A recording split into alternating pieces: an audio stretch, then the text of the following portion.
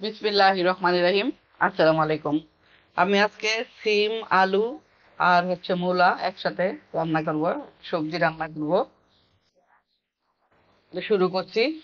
Curry cooker on করে দিয়েছি, দিয়ে দিয়েছি তেল, দিয়ে দিচ্ছি পেঁয়াজ,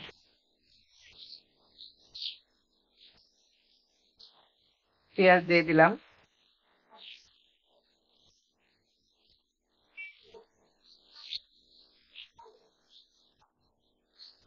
বাই দ্য ওয়ে, আমি মাহমুদা খানম, মাহমুদা ডাইন থেকে সবাইকে স্বাগতম। দিয়ে দিচ্ছি আস্ত জিরা, কয়েকটা আস্ত জিরা দিয়ে দিলাম। দিয়ে দিচ্ছি আস্ত কালো জিরা, দিয়ে দিচ্ছি রসুন। কোন রকমের বাটা মশলা দিব না, গুঁড়া মশলা দিয়ে আর কাঁচা রসুন পেঁয়াজ দিয়ে রান্নাটা করব। পেঁয়াজ রসুন অলমোস্ট ভাজা হয়ে গিয়েছে। এ পর্যায়ে আমি দিয়ে দিচ্ছি আধা চামচ হলুদের গুঁড়া, আধা চামচ মরিচের গুঁড়া, আধা চামচ ধনিয়ার গুঁড়া, সাথে দিয়ে দিয়েছি ৮-১০টি কাঁচামরিচ মাঝখান থেকে চিড়ে।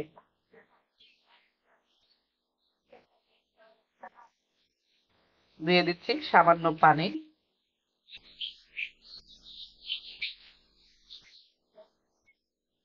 দিয়ে দিচ্ছি স্বাদ মতো লবণ।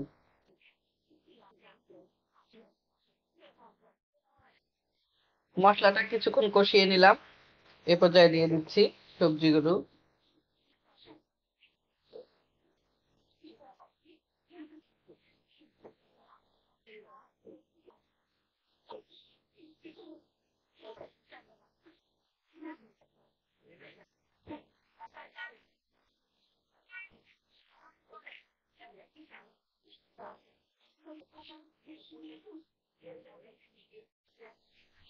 নেড়ে চেড়ে দিচ্ছি, নেড়ে চেড়ে ঢাকনা দিয়ে ঢেকে দেব।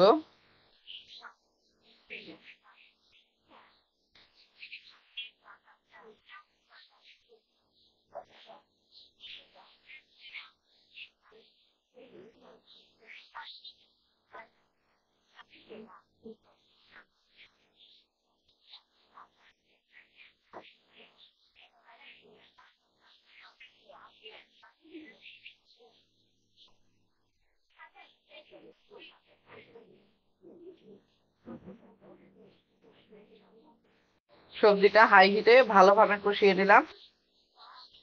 এ পর্যায়ে দিয়ে দিচ্ছি পানি।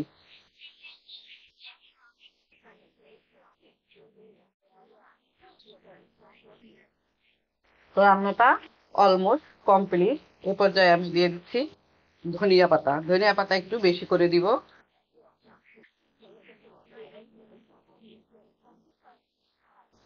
পুরো এক মুঠো ধনিয়া পাতা দিয়ে দিলাম।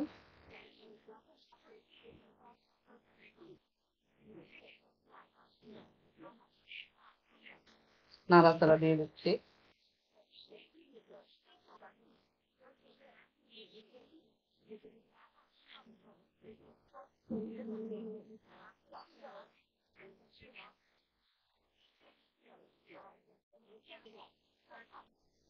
অলমোস্ট আমার রান্নাটা কমপ্লিট। এখন কারি কুকারটা অফ করে দিব। ১০ মিনিট পর সার্ভিং বলে নিয়ে নেব। ফিরে আসলাম ১০ মিনিট পরে। সবজি এখন একটা সার্ভিং বলে দিয়ে নিচ্ছি।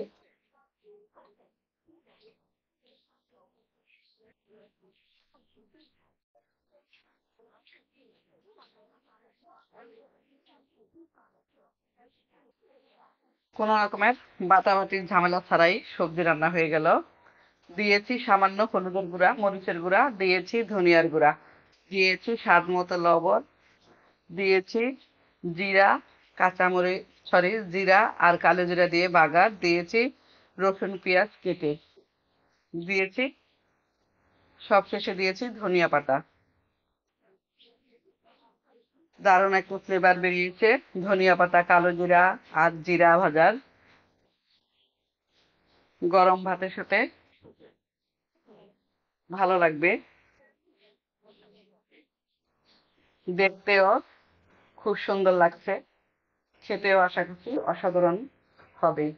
সবাই ভালো থাকবেন, সুস্থ থাকবেন। ফিরে আসবো নতুন কোনো রেসিপি নিয়ে। আল্লাহ হাফেজ। আসসালামু আলাইকুম।